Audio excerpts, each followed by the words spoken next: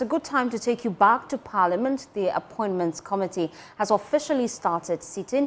The Minority Leader, Alexander Fayomake, has taken his seat. Ahmed Ibrahim has also taken his seat. The vetting proceeding is about to commence. Let's listen in. 9 o'clock, but owing to some intervening circumstances, we had to reschedule to 10 o'clock, and eventually it's about 11 that we are starting. So on behalf of the committee, I sincerely apologize to our revered guests. So accept my apology on behalf of the committee.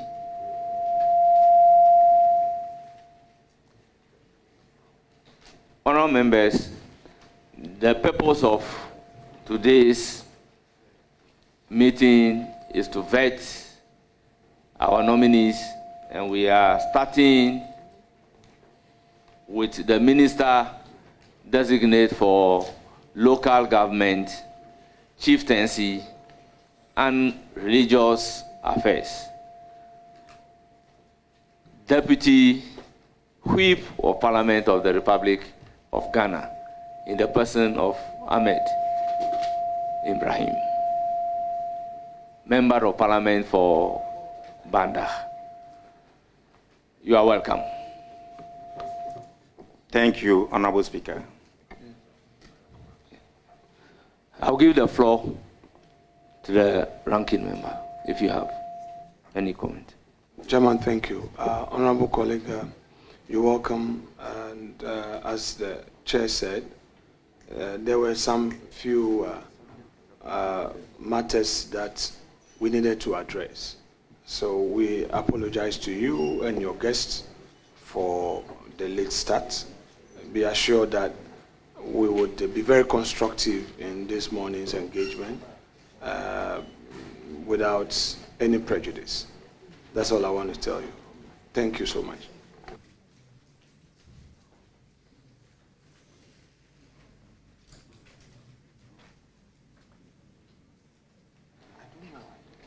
Honourable members, I will give the opportunity to the to tell us briefly. Clerk, administer the nominee to the oath, and then thereafter he will tell us something brief about himself, and then we can proceed with the questions.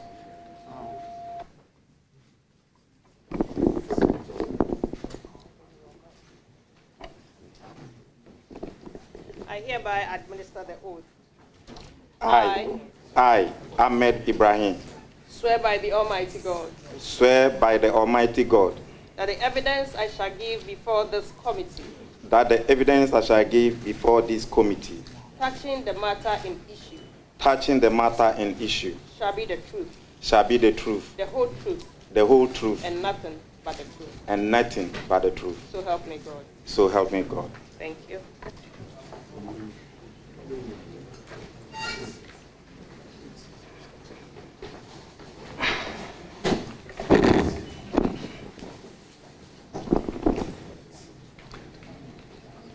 Candidate, tell us about yourself in 2 minutes. Thank you, Honorable Speaker, my distinguished colleagues, Nananum, the leadership of the various faiths. Honorable nominee, you are not addressing Nananum. You are addressing this committee. Chair, and that is enough. Thank you, distinguished leader, for bringing my attention to where I head. Mr. Speaker, as we all know, I am Honorable Ahmed Ibrahim. I was born in Sunyani on 6 May 1974. Had my basic education in Banda. I hailed from Banda in Kro. I attended my secondary education in Sunyani Business Secondary School.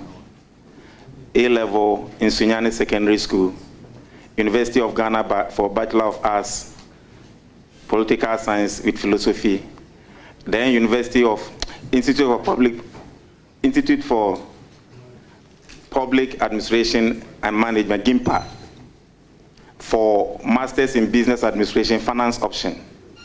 Then certificate course in Institute of Public-Private Partnership at Washington, Virginia, on regulatory impact assessment and cost-benefit analysis. Mr. Speaker, in 2009, 7th January, I happened to be given the privilege to represent the good people of Tyne as the MP for Tyne. Then after 4 years, that constituency was divided. Then I shifted to Bana. And since then, I have been, this is my 5th term as a member of parliament. I was elevated to serve in the leadership of the Parliament of Ghana in 2013. And Mr. Speaker, since 2013, I have been privileged to be the longest serving deputy whip in the Parliament of Ghana. So, Mr. Speaker, these are few things that can be said about me, and because you've given me two minutes, may I bring it here if you permit. Thank you very much. Menstro.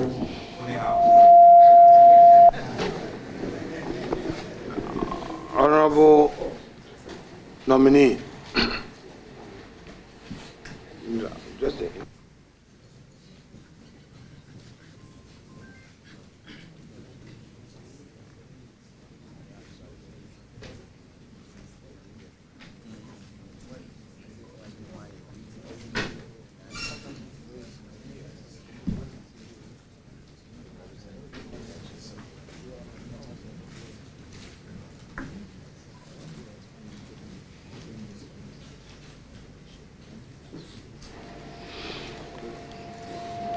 Honorable members, we will proceed to vet the nominee, and I will give the floor to the ranking member. Honorable nominee, first let me on this your nomination. Thank you. We have page 1 of 6, your CV. So you've written the languages spoken. English, Twi, and Nafara. Can you tell me a bit about the Nafara language? Mr. Speaker, I am Bana by tribe. I come from Bana Inkro. There are 2 dialects spoken by the people, Bana people.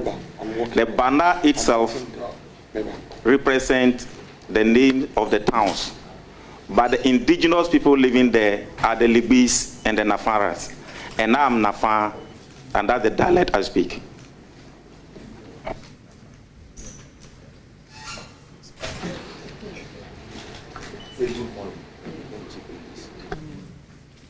So, Honorable Ranking Member, if you understand the language, speak with him.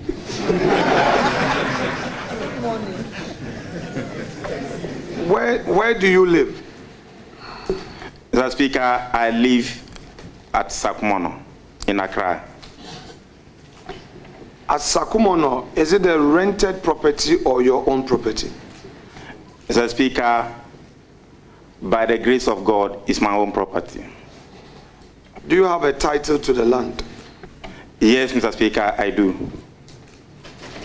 Your lizo, or whoever, don't let me talk law, the one who sold your land to you, was he a chief, or it was a state land, or some real estate company that had acquired it and decided to sell to you? Mr. Speaker, I live in a property that was sold to me by TDC, Tema Development Corporation. So that is state land. You know, TDC is the custodian of state land. Mr. Speaker, Let me finish.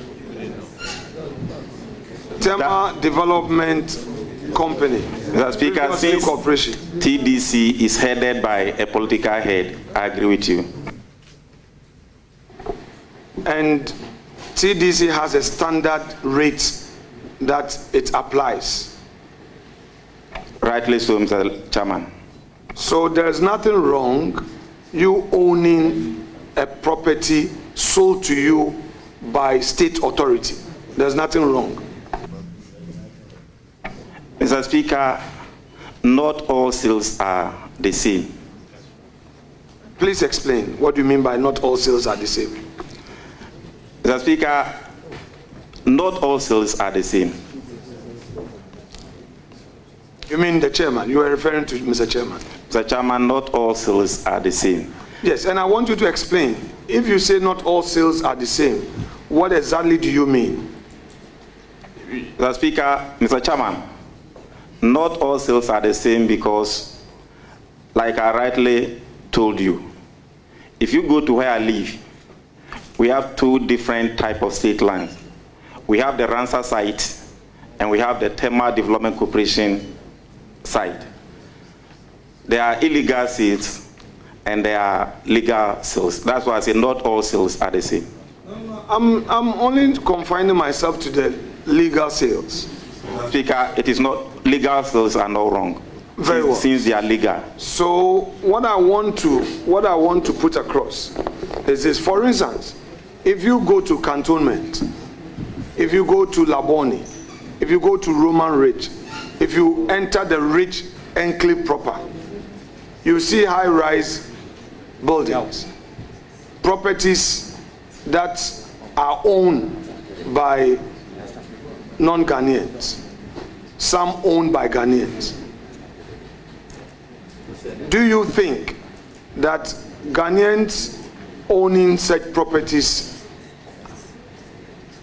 especially if they are politicians, your own view, would it be wrong for a Ghanaian who is a politician to acquire a property in such an enclave the same way a Lebanese, an Indian, a Syrian, a Turkish acquires the same property from the state? Mr. Speaker, Mr. Chairman, that's why I said from the onset that not all sales are the same. Assuming you have, in every business, there are certain things we call trade secrets. And that is why if you are an insider and you turn around to come and buy from that same deal, I don't think you may be doing a great service to the company where you work. It is in that background that it may be perceived as being wrong. But if, like for instance, just as we are here, excuse me for my word, you may be in opposition. You are not in government. You have no idea about what is happening in government. Therefore, before you have access to procure some of those things, it may be through certain rigorous opportunities. So if that happens, like the other so-called foreigners or strangers that you mentioned, I may have no wrong with that, because there are also Ghanaians who have access or buy access or property in other countries. So that's my view about it. Okay, Chairman, these are just my intro. I'll leave it here.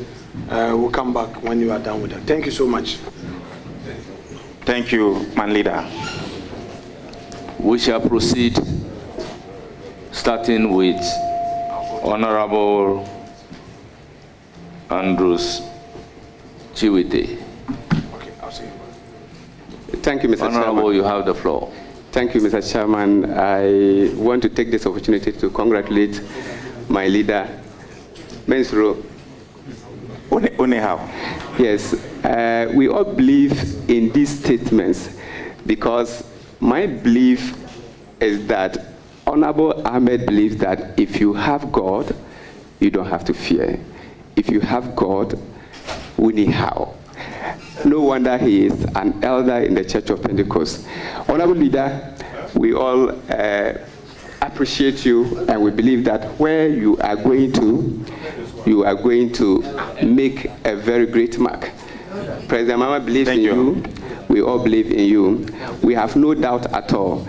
But Honorable Chair, before I go ahead, I just want you to give me this opportunity to explain this. I serve on the Western Housing Committee as a Vice Chair, and TDC Tema Development Company. They build houses and sell to the general public. You don't need to have connection before you own a house or before you buy a house from TDC. So yes, so I just want the general public to know this. They sell land, they sell houses. You can walk in, bargain with them, and buy a house once you have money to do that. Honorable Chiwete, I am a lawyer, 23 years at the bar. I had a lot of dealings with Tema Development Corporation, now Tema Development Company. They are into the business of real estate. They build houses and then offer the houses for sale to the general public. They will acquire land, parcel the land, and grant the same land to individuals who are interested to purchase the land and develop. The whole country is aware about the business of TDC. So proceed to ask your question. Very grateful. Honorable Leader, my question is, do you think the Common Fund Administrator should report to the local government minister? Thank you.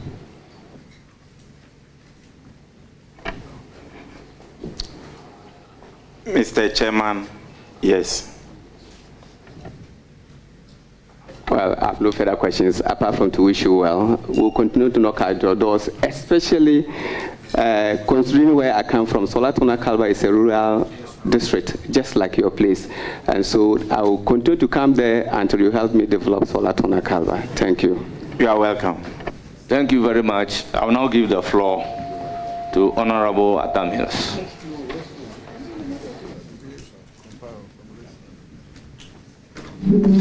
Thank you very much, Mr. Chairman. Honorable Leader, congratulations. And I know you are going to do an awesome job for us at the local government ministry. Thank you. Just wanted to ask you a question. How would you improve the economy around these MMDCAs? Mr. Chairman,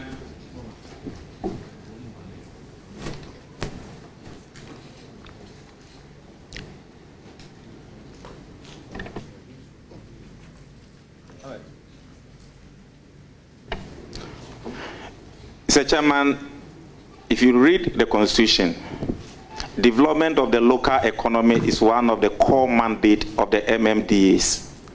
And therefore, Mr. Speaker, once given the nod, together with my colleagues and all former ministers of local governance, depending on which party they may belong to, we are going to team up together to make sure that we are able to bring strategies and policies to support the vision of His Excellency the President to improve upon the local economy in every district using comparative natural advantages of the various ministries, because they may not be the same. Thank you. Any further questions? Thank you very much. I'll now give the floor to Honorable Martin Ajay Mensah Kosa. Thank you, Mr. Chairman. Let me take this opportunity to congratulate my brother and friend, the Honorable Ahmed Ibrahim. I'm happy for him. He's not too new to this sector, and I believe in his capabilities. I wish him well, and I have no doubt that he would excel. I congratulate you, my brother.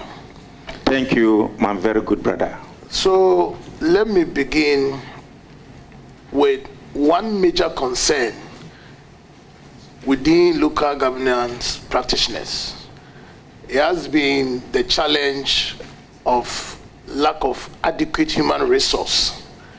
And I recall lots of discussions came up. I had the opportunity of leading a process to introduce a bill in Parliament to establish the University of Local Governance and Development.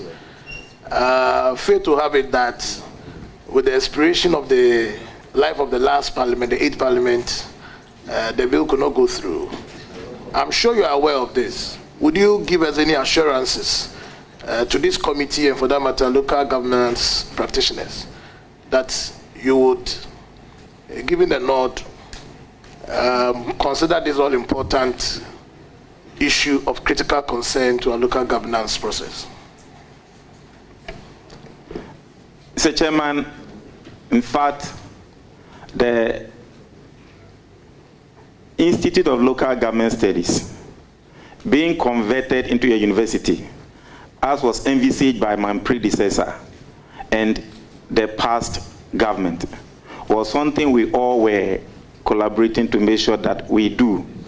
Unfortunately, time was not on our side, so the bill could not go through. If given the nod, Mr. Chairman, thank God, all the former ministers, like I said, we are all going to team up to work together. And looking at the number of SHS graduates who are knocking on the doors of the few universities that we have in the country, we need more universities. And therefore, it is one of the areas we are going to pursue. So, my brother, you are rest assured, your labor will not be in vain. Thank you. Honorable Chair, my second question is again on another critical issue within the sector, and it has to do with adequate resources in running the MMDAs and agencies of the ministry or within the sector. Aside the traditional statutory releases that government sends to the MMDAs, would you have any plans of initiating other means of enhancing revenue generation for development within the MMDAs? And then give me one or two examples of what initiatives you would want to put across. Mr. Chairman, thank you for the good question that has just been asked. There are many challenges in the ministry, just as my brother has identified. And therefore, anything that will be done to improve upon the resource base of all the MMDAs is something that we are going to work towards. But, Mr. Chairman, just as I said, we will work together to improve the local economic development of the MMDAs. And I said, based on their economic comparative resource endowed advantages. But, Mr. Chairman, from the day since 2009, ever since I entered this chamber, Minister of Local Government upon Minister of Local Government have all been complaining about one critical thing, and that is property rate. We happen to visit about 154 districts, of which myself and the committee members embark upon. One critical area that we can do, the low-hanging fruit, to make sure that we improve upon the funding of the MMDAs is property rate. So if my brother is asking of just one or two examples, the first example should be property rate. And Mr. Chairman, we were in this house when the budget was passed and property rate was centralized, taking that core function from the MMDAs. The central government could not do it, and therefore it was later suspended and given back to the MMDAs. So when giving the nod, it's an area we are all going to collectively come together. My brother, thank God you are still in Parliament. And one of us is being posted to the Minister of Finance, if approved. The current majority leader who is going also understands revenue generation very well. And the potential of property rate, what it can give to the MMDAs. Mr. Chairman, this is one area that we are all going to work towards. And if all former ministers come on board, practitioners come on board, MPs come on board, together with chiefs, now that the various chiefs and traditional authorities are going to be members of the district, I don't think DCs, MPs, traditional authorities, and opinion leaders in their various districts will sit there and say central government should come to their place and come and collect property rate, and after that give something to them. So it is the quickest and the fastest way of generating revenue at the district level. So we will not centralize it, we will decentralize it, and it will help to enhance their capacity. So that is the first example, my brother, I can give. Thank you, Honorable Nominee. Any further questions? I think I have one more. Very well, go ahead. Mr. Chairman, my last question has to do with DRIP. The past government, taking cognizance of the fact that we need to maintain our roads, took this initiative. There are various schools of thought. Some believe that the supervision and management of the DRIP program should be placed under the Ministry of Roads and Highways, even though local government owns it. This is grounded on the fear that there could be misuse and the initiative will crumble. I disagree. I think that local government who initiated it should own it. I don't know what the nominee makes of this, but in practical terms, it gives some indication of how he intends to protect and sustain this initiative so that we can achieve the laudable goals that we envisage for the introduction of the DRIP program.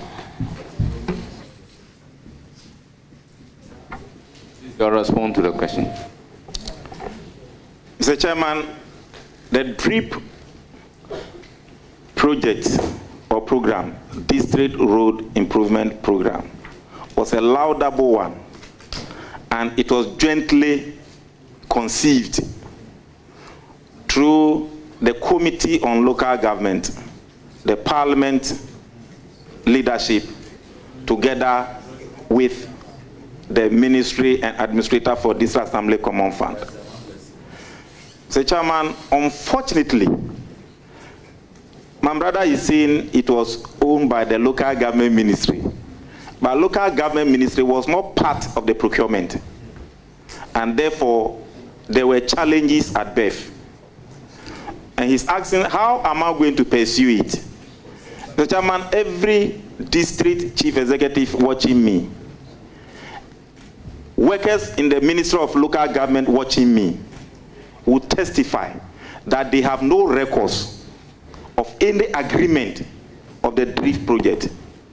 And they have no program, inventory of all the DRIP machines. This is a challenge because it was highly procured at the big house, that the office of the president. So that brought a problem. And therefore, one, there is no management contract. Two, there are no means of spare parts. Three, there are no committees established to take care of them. So if you go, it is fraught with a lot of challenges. And therefore, if given the nod, together with my brother who used to be in the ministry, and together with my team who will be the technocrat at the ministry, we will all work together to make sure that the DRIP program is materialized. Because the machines were procured to improve upon district roads that are not hard. And much money was used. We was common fund in arrest. So you can't use that amount of money on such a program and allow it to go waste. Whether we like it or not, the machines have been procured. And we must put them into good use. Therefore, there must be proper structures, proper agreement, proper monitoring, proper systems to make sure that we have a very good advantage or utility of the machines that were procured. With this, Mr. Speaker, I believe I'm now going there. My brother is here. So we are going to team up. Even on this table, I can count about 2 or 3 local government former ministers. So we have the men on both sides. If we can put everything together and solve Ghana's problems, the problems will be solved. All right. Thank you very much. I will now give the floor. Very well, if you want to thank the nominee, following your questions, you have to do that immediately. Let me thank him for the assurances given. I wish him well. Thank you very much. Thank you. Honourable member, thank you, my good brother. Giving the floor to Alhaji Alhassan Omar. Let me inform the House that there is an urgent issue which I will have to personally address. So I'll take a short leave of you. In my absence, the Vice Chairman will chair. Thank you very much for the opportunity. Alhaji Omar, you have the floor. Thank you, Chairman. My good friend and brother, Ahmed, Honorable Ahmed, congratulations. I look forward to working with you and bringing the issues of Zabzugu to your office anytime from today. I have one question. I believe my question may fit to a lot of rural constituencies and districts. And it's simple. Would you consider to decentralize waste management contracts at the MMDA's level? Because we see a lot of contracts, whether they like or not, it comes from the top down. Thank you. Mr. Chairman, the question being asked, I'm not privy to any of the waste management contracts. But what I can see is that there were ministerial disalignment, because all over the world, waste management is a municipal function and should be a core duty and responsibility of the MMDAs. Waste practitioners or workers are available in every district and municipality. And therefore, the presence of the sanitation ministry will be properly placed in the Ministry of Local Government, because they have their presence in every district. And once that is done, the problem may not be about contract, it may be about supervision and monitoring. So if the sanitation department of the Ministry of Local Government and Rural Development will be strengthened to make sure that they are able to do proper and effective monitoring of sanitation issues, the problem can be solved. Because it is more of monitoring than just contract. Thank you. I wish you well. Thank you, my brother. Thank you very much. We now have Honorable Muhammad Shaibu. Mr. Chairman, I'm most grateful. Honorable nominee, congratulations. Thank you, my good brother. Your designation, Honorable nominee, Minister of Local Government, Chieftaincy, and Religious Affairs. I think mention was made of sanitation too. Is that part of it? Yes, Mr. Chairman, the sanitation as part of it is 3 in 1. Very well. Trust that I will ask no question about your competence. Thank you, my brother. You have demonstrated over the years at the Ministry of Local Government. However, what I don't know is the Chieftaincy and Religious Affairs and the sanitation bit. Already we know that one of the biggest ministries is the local government. If we add Chieftaincy, Religious Affairs, and sanitation, it makes it even bigger. Tell us your take about that.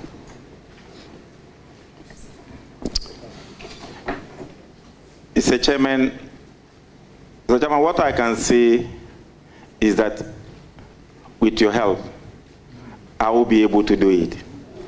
Simply because 3 ministries are going to be combined to make 1 ministry. It now becomes structural realignment, where coordinators will be positioned at the other ministries that are being brought together with the local government ministry. The sanitation model department will have a coordinator. The chieftaincy department will have a coordinator. And the local government itself will have a coordinator. And there will be a chief director who will be coordinating all these things. So man work or man duty will be to deepen effective supervision and ethical governance. With this, Mr. Speaker, Chairman, I believe we will be capable of doing it. Thank you, Chairman, and thanks for the answer technically. Honorable nominee, there's this vexed issue of a turf war, supposedly, between MMDCs and members of parliament. I'm sure you would have had some experiences. Some parties or political parties even went to the extent of asking MMDCs who have intention of contesting for parliamentary elections to step aside. That tells you that even parties recognize that there's a step forward. Tell us what your take is on this and how you will deal with that as a minister for local government when giving the nod. Mr. Chairman, the role of DCs, MMDCs, is different from the role of MPs. And having been a member of parliament for this my 17th year, in my first year, I was given a story, and that is what I can tell my brother here. The current chairman of the National Democratic Congress, Honorable Asiedu Nketia, once told me, Ahmed, when you become a member of parliament, don't be looking at what the DCs are getting. You chose to be a member of parliament. They chose to be DCs. Concentrate on your member of parliament, and you will go far. But if you are doing your member of parliament duty and you are still looking at what the DCs are getting, they are called chiefs. They are treated as kings, and we are treated as servants. If the servants want to look at what the chiefs are getting, there will be that confusion. In the same way, when the DCE is also looking at what the servant is also getting, he will be thinking of destabilizing that servant. And this has been the source of conflict among DCEs and MPs. But if everybody will look at their jurisdiction, that conflict will be done away with. However, as a minister responsible for local governance, when given the nod, having been a whip in parliament for 12 years, Mr. Chairman, I will not, and I will repeat it, I will not allow any DCE to disrespect any member of parliament. Yeah. In the same way, approved. I will also make sure there's a common platform for DCs and members of parliament to be able to have frequent meetings for us to understand our various job descriptions. But I've been a whip. There were instances where MPs were caged in Accra for over 9 months. They couldn't go to their constituencies in the name of doing parliamentary business. So if that understanding is not given to DCs, while the MP is here doing national assignment, the DC will be rapidly or radically destabilizing the member of parliament. When that one happens, it is not the MP you are fighting. You are fighting the very seat you are sitting on as DCs. When these things are made clear to the DCs and the MPs, I think there will be peace.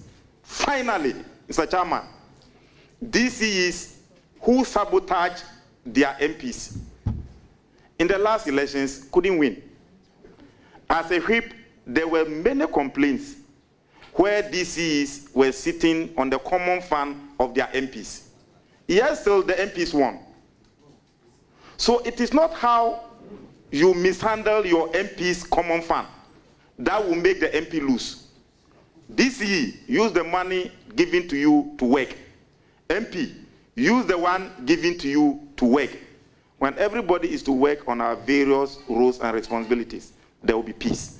But once again, I, as a former deputy whip for 12 years, will not allow any DCE to disrespect any MP. That is my word, and you can take it from me. Thank you, Honorable Ahmed. Honorable Shabu, you have more questions. You have a last question. You can go, you can go. Honorable nominee, I can see that members of parliament seated here and those listening to you have an impression that there's going to be some fireworks. And the positive one, of course, in their favor. Thank you. My last question has to do with DRIP. Your predecessor is here. He mentioned DRIP. And can you tell us who procured those equipment? In whose name are they procured? Are they assigned directly to assemblies? What's the actual mandate? It's a chairman, those times, the initiative, and if I'm to go deep into the DRIP, we may even sleep here. Because this is where Parliament held the administrator for this Assembly Common Fund to account for some 3.5 billion Ghana cedis arrests from 2018, 2019, 2020, and up to 2022. So it was that money, arrest, that was supposed to be given to the administrator to procure the machines. Mr. Chairman, you and I will agree with me that when the machines were about to be procured, the Ministry for Local Government was not involved. They were procured at the office of the President. And as I speak to you, not all the money has been paid. The contract, when given the nod, everything will be made clear, and the House will be well informed about the position of the DRIP. It was a good concept, politicized and destroyed at birth, but we can rejuvenate it. I wish you well, Honorable nominee. Thank you, Honorable Shabu. It is now the turn of Honorable Vincent Eko Asafua, the MP for Otafu. Thank you very much, Mr. Chairman.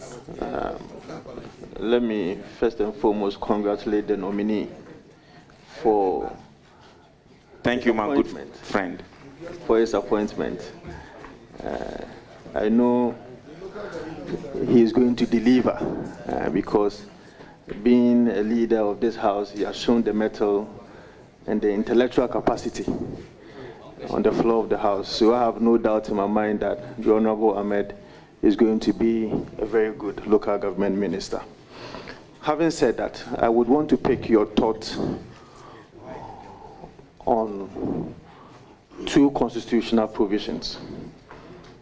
Before I got in, I was listening to you, and I think a question was asked you specifically that is the DACF administrator going to be answerable to you?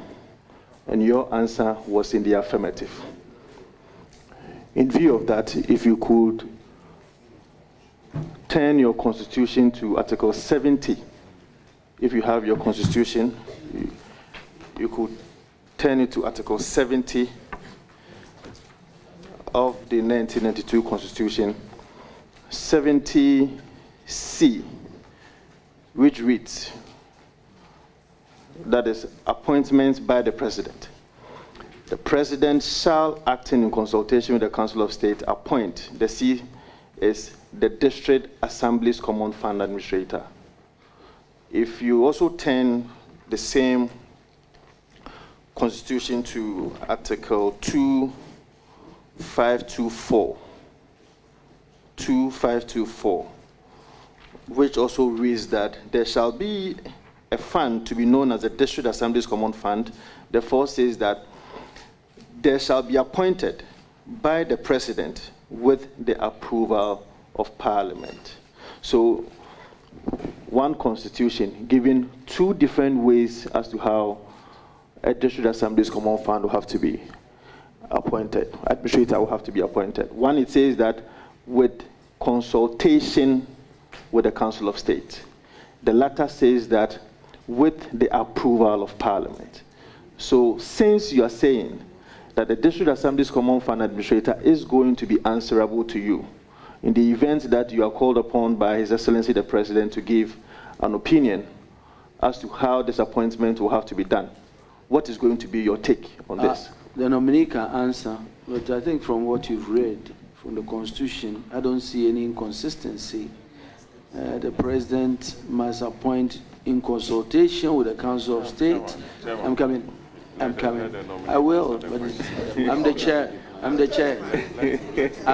10 of your mic, please. Yes, I know, but the chairman has views, and I have to express them. And so I believe that consulting the Council of State and getting Parliament to approve is not inconsistent. But nominee, I think you can answer that. Yes, thank you.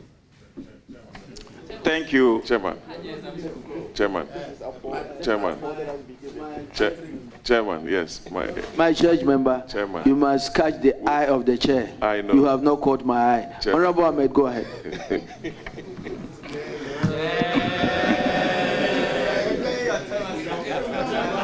Thank you. Thank you, Mr. Chairman. Mr. Chairman, the question that was asked was, do I think that the Common Fund Administrator should report to the minister responsible for local government? And I answered in the affirmative. But the question was not in reference to the position of law. If it comes to the position of the law, Mr.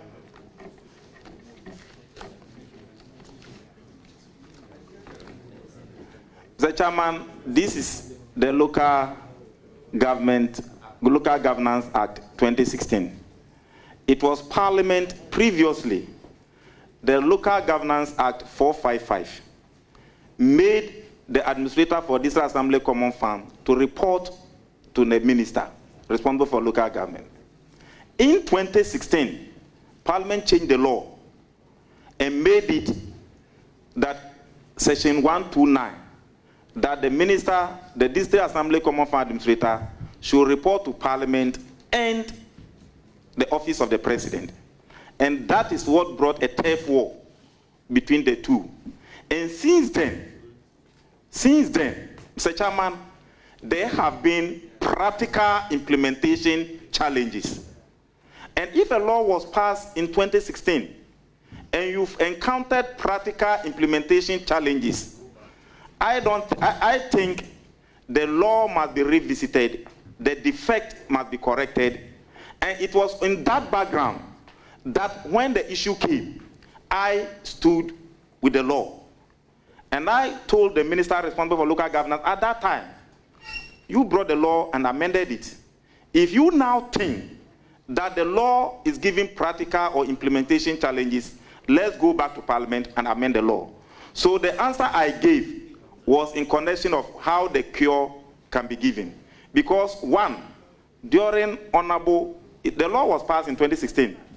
Honorable Hajia Alima had challenges. Honorable Damboche had challenges.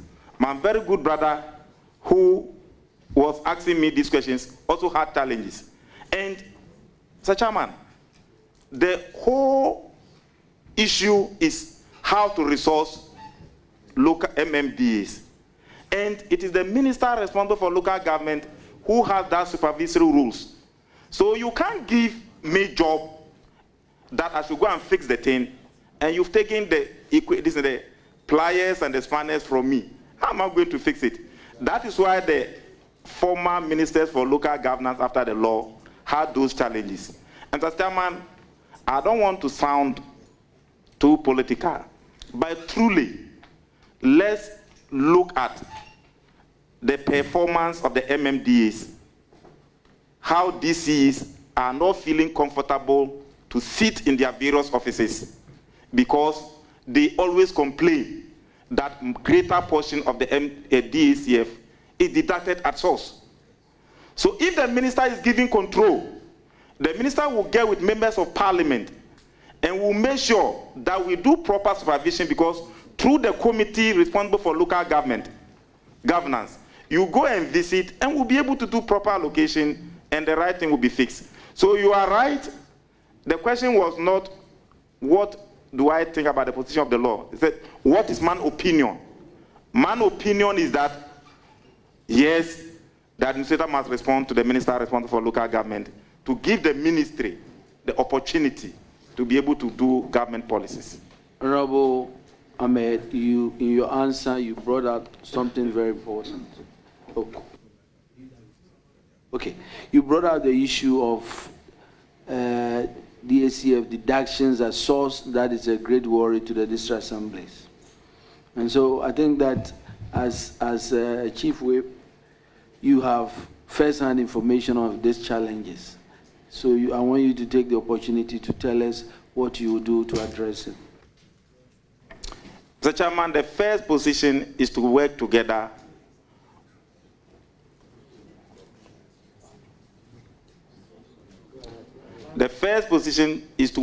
with Parliament, because the approval for the formula for the disbursement of common fund is done by Parliament through a committee of the whole. And thankfully, the person going to be responsible for finance is a former leader of this House, who used to champion the releases together with me. And your good self. So this is something that man leaders, including you, used to do, and we are going to deepen it. Honorable Sefua, do you have any follow-up? Yes. Well, unfortunately, I didn't get the answer that I wanted to get from my honorable friend, the nominee. Honorable Ahmed, you cannot use an act of parliament, as it were, to meddle a constitutional provision. My question was, there are two constitutional provisions. Two constitutional provisions. Those constitutional provisions is determining how one appointment will have to be done. Article 17. Honorable Asofua, you asked the question. The honorable member has given an answer. That is his honest opinion, he said. So that's why I asked you, do you have a follow-up? So, no, if you don't have a follow-up, then I wanted to pick his opinion about if there is an opportunity for him that has been given to him by His Excellency the President as to how such an appointment will have to be done. My question to him is he going to advise the President to take the route of Article 70 or take the route of Article 252? Or he is going to also prefer to the President that, okay, now that there's a constitutional review committee, you think that even after the appointment, this is the position that I want to take. So, I mean, I just want to take his opinion in the event that he is asked as to how this appointment will have to be done, taking into consideration the two constitutional provisions as far as Article 70 and 252 is concerned. Thank you, Mr. Chairman. Mr. Chairman, my answer was that my opinion was sought, and I gave my opinion. The question my very good brother is asking is the position of the law. But like he has rightly answered, I answered by saying that together with Parliament, we are going to amend the necessary laws. And then amending the necessary laws, it is not the minister alone who is going to do it. Truly, there's a constitutional review committee, like you have rightly said, and which is going to deal with the Constitution. But I just wanted it to be made clear that there have been implementation challenges, and those implementation challenges must be addressed. Addressing them will be amendment to the various laws regulating the appointment and the functions of the administrator for this Assembly Common Fund. So I take it on board. Right. Thank you very much, Honorable Safua. It's not the turn of Honorable. I have other questions. I'm supposed to have 3 questions. Well, I asked you, and when you were starting, I'll give you a chance. I'll give. My second question to the nominee is, with respect to election of MMDCs, I just want to pick your thought on that. All over the world, there seemed to be a certain approval or some amount of unanimity as to election of MMDs. In Ghana, we don't have it that way. So, Mr. Chairman, can you protect me? Yes. I'm receiving bows from all over the table. Please let the honorable member ask his question. And so, 1, do you agree to the fact that we should allow MMDCs to be elected? And secondly, does it have to be done on partisan basis? These are the questions I want to ask. Mr. Chairman, 1, the first question, I do agree that MMDCs must be elected. The second question is, I disagree that it must be done on partisan basis. And that is the bone of contention between the two sides. We said MMDCs must be elected on non-partisan basis. And you said they must be elected on partisan basis. We sold these 2 views to Ghanaians. We had 184, you had 88. It means Ghanaians totally agree with election of MMDCs on non-partisan basis.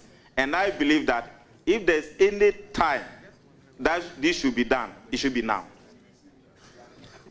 Thank you, Honorable Safa. It's now the turn of Honorable Rita Odelesewa, MP for La Dadikopon. Thank you, Mr. Chairman. I want to congratulate my leader on his nomination by His Excellency, the President of the Republic of Ghana, John Dramani Mahama. Honorable Leader, we are aware that MMDAs are supposed to generate revenue to be able to boost the local economy. And as a former MCE, one thing that happens mostly is that there are a lot of leakages in revenue mobilization. And I want to find out from you, how do you intend to work with the MMDAs to ensure that there will be blockage of leakages of revenue mobilization? Thank you. Mr. Chairman, in the first place, we are all moving towards digitization of or automation of revenue generation channels. And therefore, the first solution will be to digitize all revenue generation or revenue collection points at the MMDAs. 2, Mr. Chairman, we must deliver open and accountable governance, where chiefs, opinion leaders, and people residing in the particular jurisdiction of a district assembly will be aware of 1, revenues generated from their electoral areas, 2, revenue generated from their district assemblies, 3, how those revenues have been applied to the various contracts that have been awarded. If we practice a bit of accountability, Mr. Chairman, I think it will go a long way to improve upon the revenue generation of the MMDAs. It should not be a one-man job. It must be a participatory service in nature. Thank you very much. Go ahead, please. Thank you, Chairman. Honorable Leader, I want to find out from you if you will consider recruiting more revenue collectors to support in revenue mobilization. I speak as a typical example, citing my municipality, that Ikotopon. It's a big place, and I believe the revenue collectors there are not enough to be able to go around to collect the revenue to be used by the assembly. The Chairman, having been a long-standing member of the local government committee, there was a particular exercise where we embarked upon a field work to go to the various MMDAs and identify how much IGF, internally generated fund, they've been collecting annually. The Chairman, it will surprise you. The staff, the amount spent on the revenue staff is more than the amount that is used to pay them. Most of the assemblies. And this was one of our fundings. And therefore, a lot of recommendations were given. And I think the report was taken on the floor of Parliament. And the records are there. So the issue goes beyond just recruitment.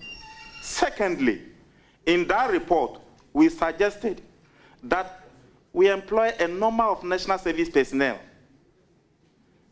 as seated in Accra, some as receptionists, and their services are being needed in most of the MMDAs to collect revenue.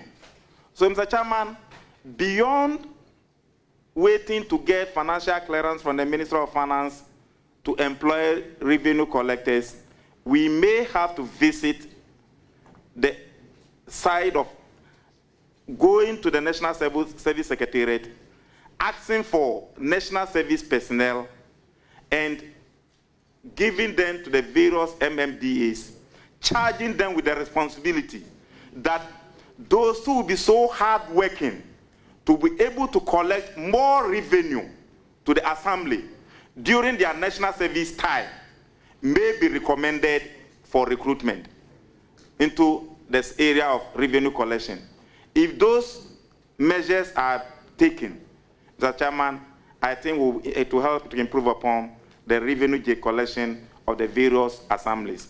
Because once you employ the person and tell him that you are a full-time revenue collector, the person goes and become, excuse me to say, I don't want to use the word lazy, refuse to work as hard as the commission collectors. And this is the more reason why we must engage national service persons, charge them with responsibility, motivate them with the opportunity to be retained. In that regard, Mr. Speaker, Mr. Chairman, I believe will help solve the problem. Still have the last question. Thank you, Mr. Chairman. Honorable Leader, my last one is, I believe in your capabilities, and I know you are going to work well as the Minister-designate for Local Government, Chieftaincy, and Religious Affairs. And I trust that you are going to work with our chiefs and religious bodies to ensure that we continue to enjoy the peace that we are enjoying. And I believe that with the Chieftaincy institution, you are going to keep an eye there, and whoever will represent you on that front will give you proper reports so that wherever there are issues, we'll be able to resolve them. On this note, I want to congratulate you again, and I wish you all the best. Thank you. Thank you, my good sister, Honorable Rita Odolesoa. Thank you. It's now the turn of Honorable Patrick Yaoboama. Thank you very much, Chairman, and congratulations to my good friend and brother, and that you'll be through. Anyhow, thank you, my good brother. Thank you. Ahmed, I can see a lot of prominent chiefs behind you, and your portfolio includes that of the Chieftaincy, our revered Chieftaincy institution, which is captured under Chapter 20 of our Constitution, 22. We have witnessed a lot of chieftaincy disputes in this country.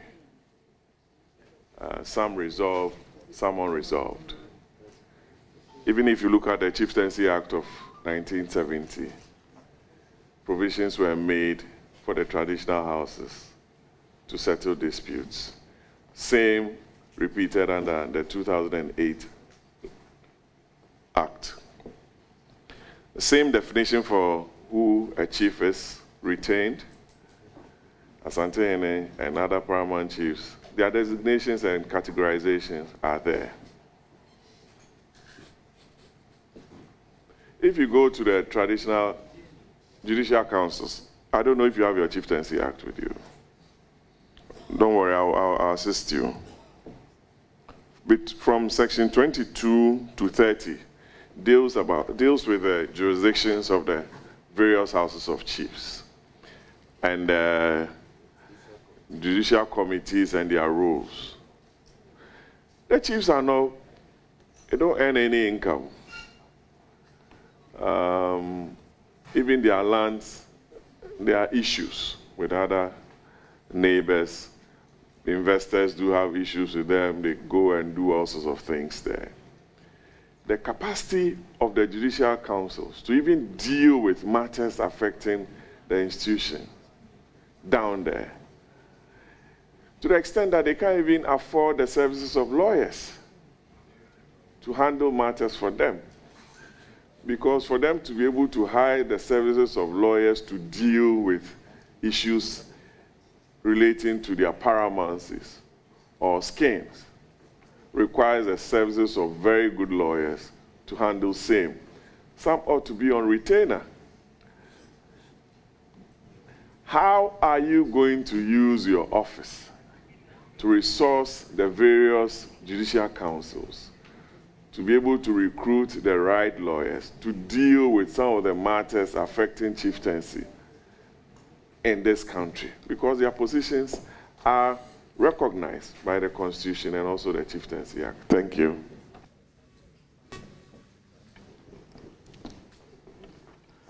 Thank you, my very good brother. This is a very sensitive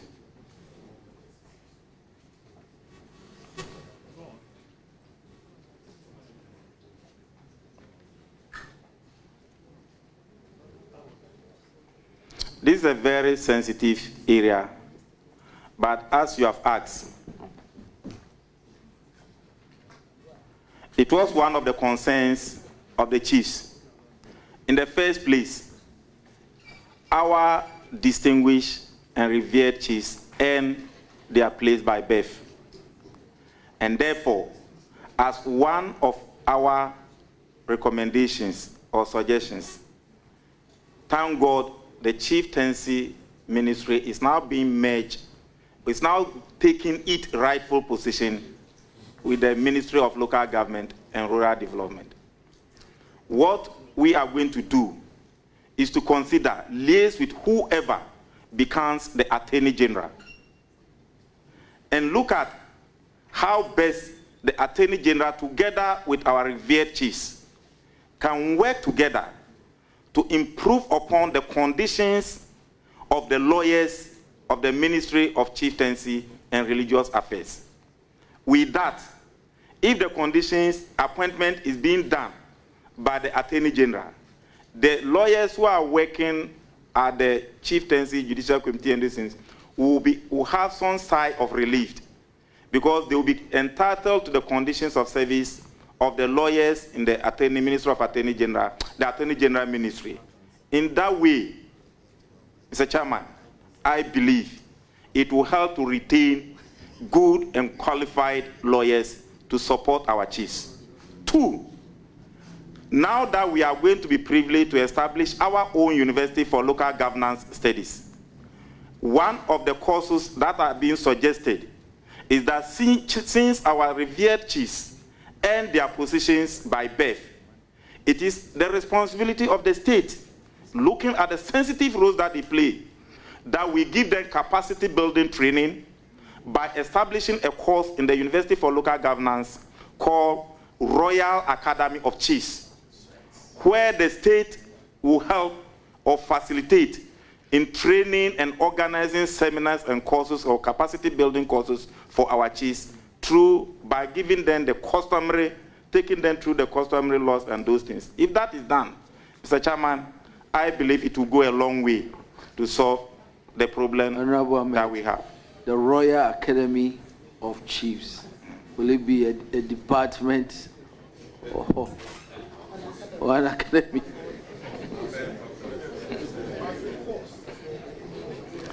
Mr. Chairman, we have University of Local Governance Studies. DCE's capacity will be built. Chief's capacity will be built. Mr. Chairman, if you can't, I'm not a lawyer, but when it comes to law, our lawyers will tell you that when it comes to customary issues, they need to be given special touch. And these are the areas we are going to bring together to form a course that we call Royal Academy for Chiefs. Very well. Honorable Obama, you have your next question if you haven't. Okay, Honorable Obama, hold it up. Chairman, I didn't want to do this, but let me. Honorable nominee, welcome. Thank you, my good friend. And congratulations. In other words, it will be a faculty for chieftaincy studies. In other words. Mr. Speaker, that is why the lawyers are there. Because you'll be brought together for us to bring the various subjects and courses together. Thank you very much. For now, we just want you to know that we have you have intentions to run a formal program for our chiefs and queen mothers. Exactly. Brilliant. Thank you very much. And thank you for adding the queen mothers.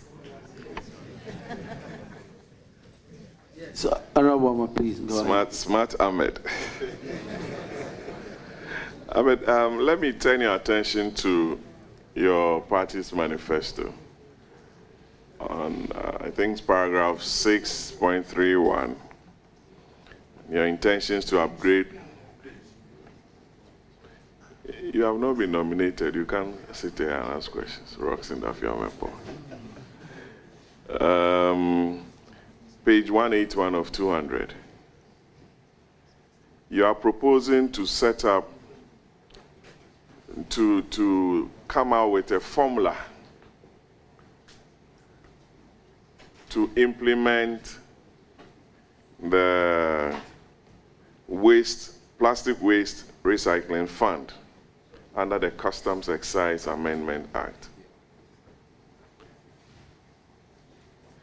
Do you know how much goes into the fund annually? And whether you have an idea of the proposed formula and its distribution? Because I'm sure you are thinking in the light of the DACF formula or the GET fund or the NHI formula with regards to this. But first and foremost, you need to know how much, because this is what you call the baller tax that you spoke against. And now in the manifesto, you are thinking of coming out with a formula under your waste management program, solid waste management program. I don't begrudge you, but I want to have an idea. Thank you. Mr. Chairman, that will fall under the jurisdiction of the Minister for Finance. Now that all the taxes are being considered and being realigned, so if you can give me the benefit of the doubt, let's wait for the Minister for Finance to bring the budget latest by next month or next 2 months. Then we'll see the way forward. Once this, for now, it is a policy. Once the calculations and the things have not yet been done, when the Minister for Finance bring it, you and I are here, and we are going to work together to know what to go into it. But for the record, you know, I thought you were going to credit me. We were all part of a three committee made up of 75 MPs who went on nationwide tour to come to propose that there must be a sanitation tax, which is called baller tax. And Mr. Chairman, you know I was the convener of those 3-member committee. So I thought you were going to credit me. From where we sit, some may speak against it, but it was our brainchild. Chairman, I don't have any further questions for my friend. I'm needed in the chamber, and I have to beg leave of you. Ahmed, congratulations. I wish you the very best. Thank you, Mr. Chairman. But Honorable Boama, you know you'll be highly, and your services will be highly needed in my new ministry. For a fee. Thank you, Honorable. It's now the turn of Honorable Roxanne Dafiamapo.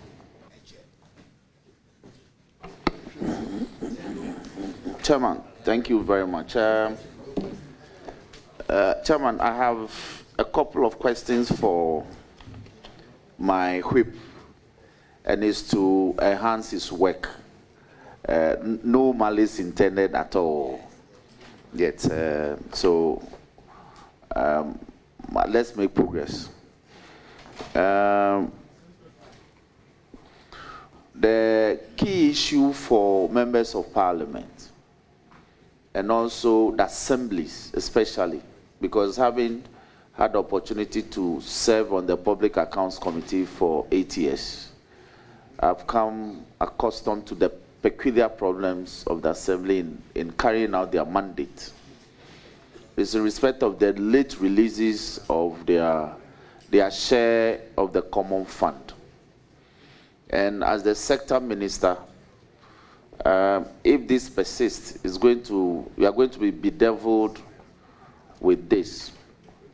What innovative means would you deploy to ensure that there are regular releases of these funds to the various assemblies to carry out their mandate from not the Ministry of Finance, but from the administrator? Mr. Chairman, you and I know that any government that plays with the release, timely release of this Assembly Common Fund to the MMDs pays the consequences. In 2014, the NDC couldn't pay the third quarter. I was a deputy whip. We spoke about it. We lost the 2016 elections. After that, it was paid. In 2024, the current government also delayed in paying the third and fourth quarter. He also paid the price. And after losing, he has paid. Whether you win or lose, you pay it. So a government that is in power and you want to win your elections, you must pay for your DCEs to work. If they work, the electorate will be happy and they will vote for you. So I'm not going to keep my mouth shut because I'm the minister responsible for local governance. I will continue to work as I used to work when I was a whip and when I was a member of the local governance committee, and make sure there is timely releases of those funds. Thankfully, the person I used to do the work together with, and that was the minister responsible, is now going to occupy the high office of the minister responsible for finance, who is very organized and focused, and who understands he is a 5-time member of parliament. I'm a 5-time member of parliament. We all understand the repercussions of not paying. So if we want the electorates to be happy and retain the government, we'll do whatever possible to make sure the monies are released. Secondly, Mr. Chairman, you asked in connection with the person who sits at the office of the administrator for this Assembly Common Fund. That is going to be a crucial consideration that we must all take due cognizance of. If you consider the role that such a sensitive office plays, the person who occupies it must be a person that will be vetted by this very committee. And it is for that reason that article, the Constitution is clear that this committee must not only vet the minister responsible for local governance, but you must also vet the person who is going to be the administrator for District Assembly Common Fund. So whoever is going to sit there will come before you for vetting. And I believe this question, when he comes, it must also be made clear to him or her. Beautiful. Now, one problem that the Public Accounts Committee also got confronted with as a result of the Auditor General having to flag it year in, year out, is the issue of the deterioration of assembly offices. A lot of our district assemblies, the structures are in a state of disuse. And it's a problem. They are unable to raise the necessary funds to undertake early renovation. And so as the years roll by, the structures falls into desuetude, as lawyers will say. Your ministry, so these are the existing problems. Desuetude, that's a law term. Disuse. So these are the existing problems for your ministry. How are you going to tackle this with alacrity so that the assemblies, they operate from very good environment, so to speak? Mr. Chairman, as a matter of fact, there is going to be a radical shift of mindset at the various MMDAs, no matter the cost. I can build a whole district.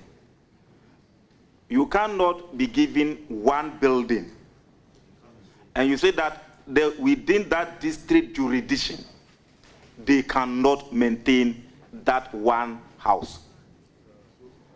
I totally disagree. So what we can do when giving the nod is that if you are a district chief executive and you are unable to maintain, repair your own office, then you have no business sitting there. That is a fact. 2, DCs are not protocol officers. They are local economic development agents. You cannot be sitting there waiting for Accra to bring you money. That will also be tackled.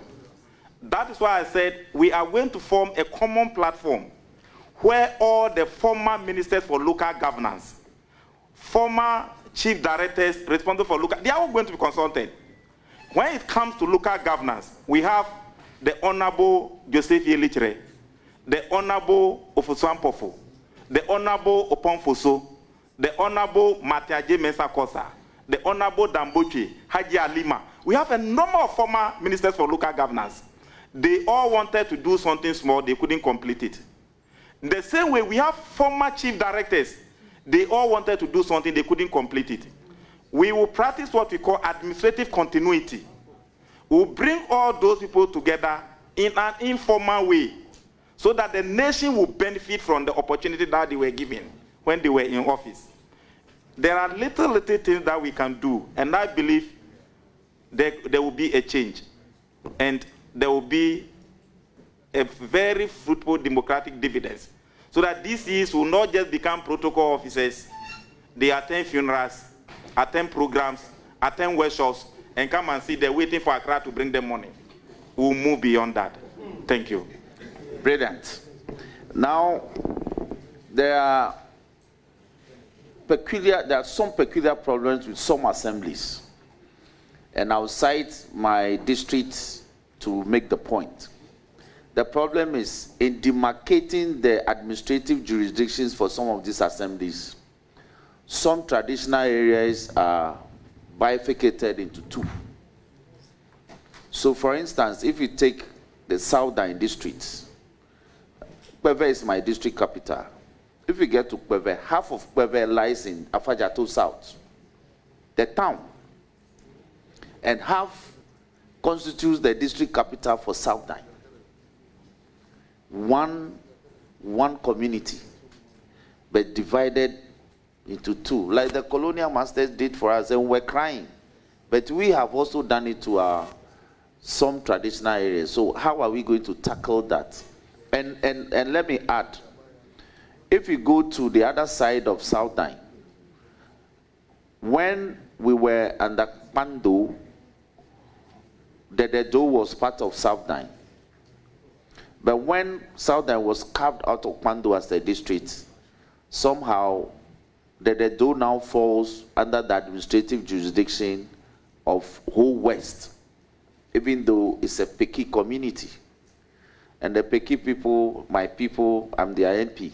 We've submitted petitions, just like Bebe also did, for that to be corrected. It's taking forever. And I know that having gone around this country in our public accounts work, we've encountered this in several other areas. So how do we streamline this so that peculiar traditional areas fall within peculiar administrative jurisdictions of districts? Mr. Chairman, this is something we must give critical look at. Boundary dispute is real. I have visited a number of districts assemblies in my 17 years or 16 or more in this parliament, and it is a time bomb. Ghana as a country used to play with boundary issues, and it was not until 2010 that, being a member in this house, when we had critical problem with Cote d'Ivoire, that we formed the Ghana Boundary Commission. And you know that is only responsible for international boundaries. But when it comes to the internal boundaries, there's a shortcoming in that regard. So when given the nod, it is an aspect that a critical look must be taken. Thank God we are bringing our distinguished and revered chiefs on board who are privy to these physical boundaries and barriers.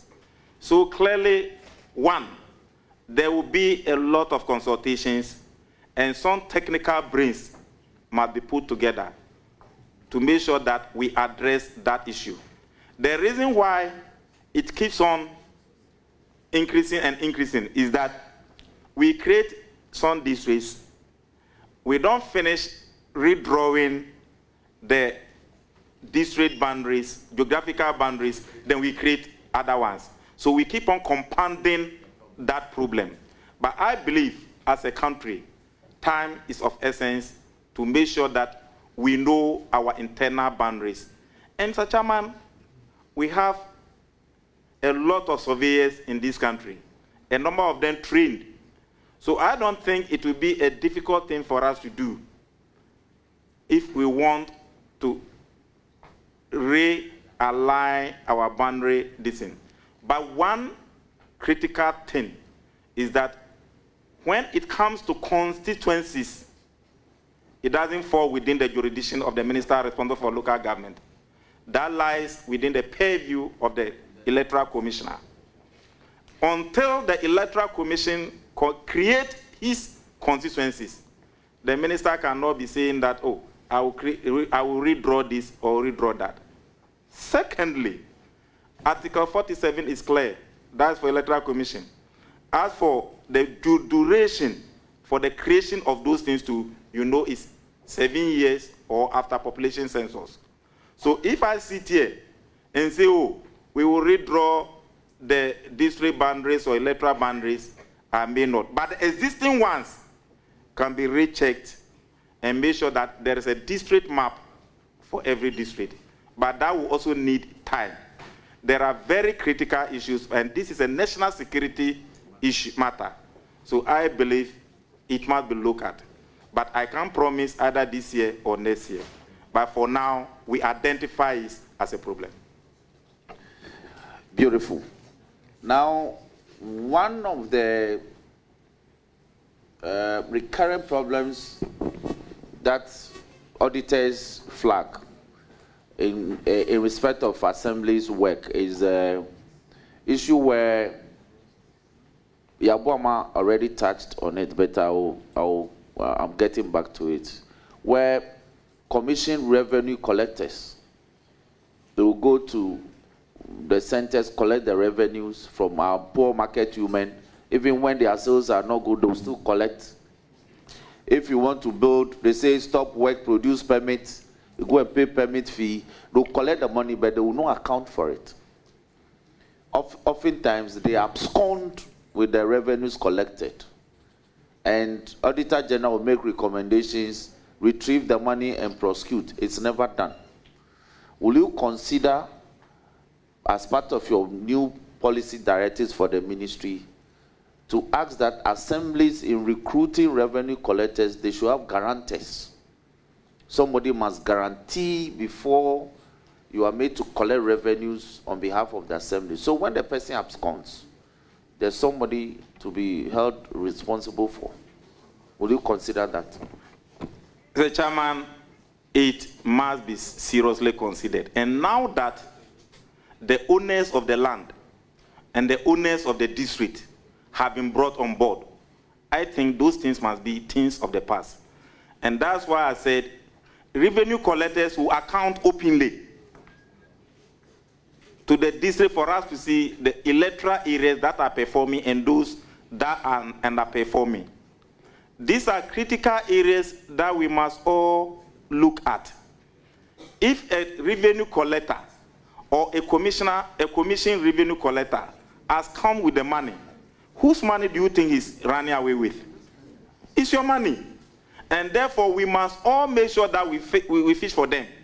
So when the chiefs have been brought on board, and you bring stricter and rigid measures regarding revenue collection, and the IGF is used for something concrete for people to see, I think there will be improvement. But when you go and collect the revenue, the people don't see what you have used with the revenue IGF locally. Tomorrow, when you go, will you get? The answer is no. So we must start a new thing. Give ourselves some time. Look at the returns of our effort. If it is good, we move ahead. If no, then we change our steps. But you can't be doing the same thing and expect a different result. There must be a new reset.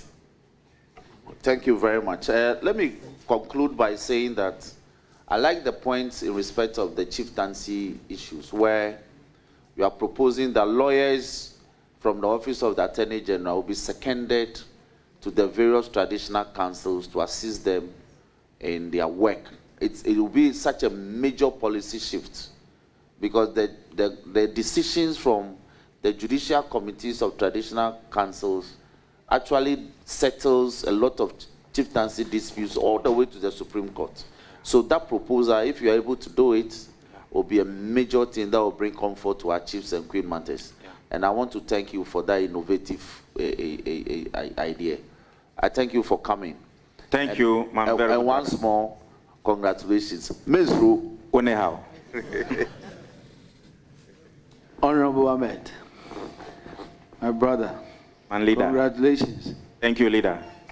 I entered this parliament in 2009 with you. We were over 100 members. Today, I think we are, that 2009 group, we are 4 of us. It's me, you, Honorable Atufos, and I'm remembering, and Honorable Bejra. That should tell you about the attrition of parliament, and it also must tell you what it takes to sustain being a member of parliament. You have been a deputy whip, and when we were fortunate to be part of leadership, your experience was really very valuable in guiding us.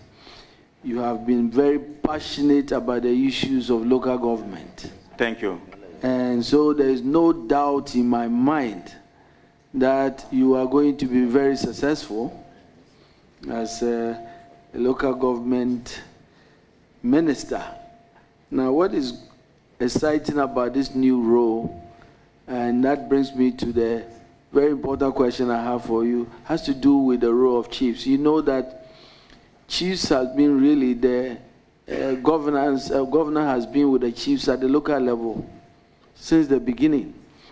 And so when we started going this path in democracy, I think that what has always come up has to do with what we can do to really get our chiefs involved in local governance. This ministry, I'm sure, has been put this way for a purpose. Can you share with us some of the things you would do to really get our chiefs to be active at the local governance level? Thank you, my leader and my very good brother. There are so many things we do together with our chiefs. Mr. Chairman, you are not far from right when you said traditionally our chiefs used to be the development agents and leaders in their various jurisdictions until the modern governance came. So the merger or the fusion of traditional governance and modern governance is going to be of great benefit to this country. Mr. Chairman, there will be a common interface, not only with chiefs, traditional leaders, and modern leaders, traditional governance and modern governance, but together with one other sensitive area, that's our pastors, imams, religious leaders, and faith-based leaders, who I always describe as eminent social capital in this country. More often than not, we tend to overlook their effort. But until we bring their culture as part of our development culture, we will not get to the destination where we are going to. Because we have professors who are pastors, professors who are chiefs, engineers who are pastors, engineers who are chiefs. So if it happens that wherever those people are posted to, if you bring that common interface, so that every district will bring the chiefs, the pastors, the DCs, and the MPs together as a in the development forum, they will be able to identify the basic needs of those jurisdictions. And Mr. Chairman, with a little push from the center, most of these problems will be solved, rather than allowing only the DCE and saying that he is the overall president representatives and everybody is waiting for him to do something for them to see. That is why we were not going at the speed that we were expected to go. So the vision of His Excellency the President is to make sure that he gives the baton back, or the key back, to the original owners. He is not saying that I'm going to do away with DCEs, but he has recognized the development contribution of our traditional authorities and our faith-based leaders. And that is why he's merging the two. So I practically understand it, and I'm going to build upon it. That is one effective thing that we are going to do. Thank you, Honorable Ahmed. Thank you, a lot of issues I have. I'm just going to mention them. Take note of them as issues that must really concern you. One has to do with the role of assembly members and how we build their capacity at that local level. You know, for example, some DCs for over a year will not even call for assembly meetings. Assembly members were weakened, especially based on some of the experience I've had. And oftentimes their communities they represent have blamed them that they are not performing. Exactly the things we must do to strengthen assembly members must engage you. The issue of market management, markets, you know, the issue of market fires and the challenges we have there must be an issue that must really get the attention of the district assembly and the district DCEs. That must be something that we must come up with pragmatic measures to address. And there are also districts that, frankly, must be a second look must be taken at for us to see how we can break them up, because they are too huge, even now as we speak, generally speaking. So those are issues that I think we must really concern you. Honorable Ahmed, those are not questions. I want you to take a note of them. But to say that I'm very, very proud of you. You've come a long way. There's no doubt that you succeed. As an elder and a brother in Christ, I know that the Lord will guide you to succeed. Congratulations. Thank you, Leader. Congratulations. Honorable Ahmed, he was accompanied by very distinguished guests, our paramount chiefs, that at this point I will now be privileged to introduce. Okay.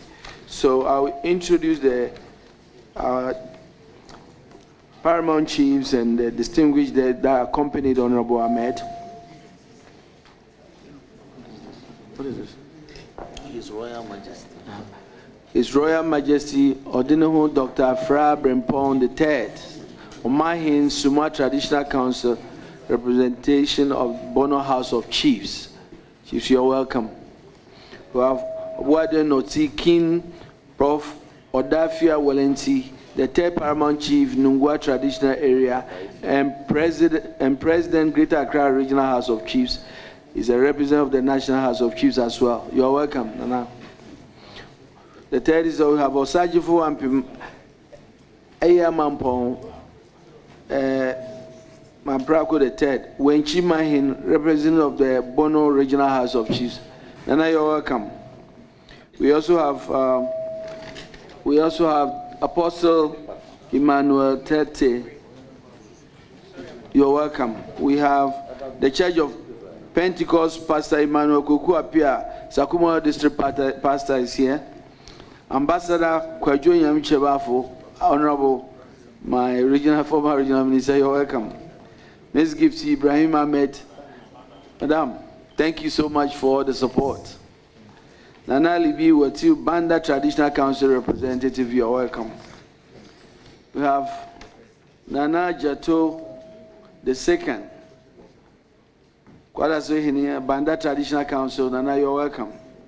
Nana Pe Abuatia II, Bamuhini, Banda Traditional Council, you're welcome. Nana Kaka Bakon, Banda Traditional Council. Nana Hanteli Obrempohini, Banda Traditional Council. Alhaji Sunkwa of Kumasi, you're welcome. Awulai Angamatu Ajan, of Mahini of Jura Traditional Area in the Zima East area. Nana, you are welcome. Nana Etia Kradi, the second chief of Jura Banso in the Zima area, my own area. Nana, you are welcome. Togbe Aura Ausagba Bakwa, the second chief Gui Akanyankrom, you are welcome. Akanyakro, okay, you are welcome. Hajia Ramata. Mom, God bless you. Okuji Abo Bankwadi Osiakwan Hini of Bada Traditional Council. You are welcome. Honorable Kwesi Kofi Kra Pauline, the MP, La Côte d'Ivoire, President of the Evaluation Commission, Public Policies, cousin of Honorable Ahmed. Ahmed, also will be yours. Come and join me. Amin Abdul Rahman, you're welcome. And then we have the Chief Director of the Ministry of Local Government, Chieftaincy and Religious Affairs. Now, as it is now, and all the officials that came with them. You are all welcome. Nominee, you are discharged. Thank you.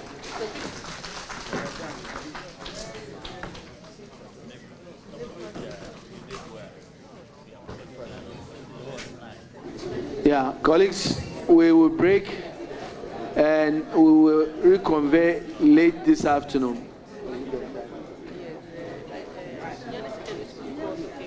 Oh, we also have Sunyani Secondary School, all students who came and some officials from Sunyani Secondary School. You are all welcome.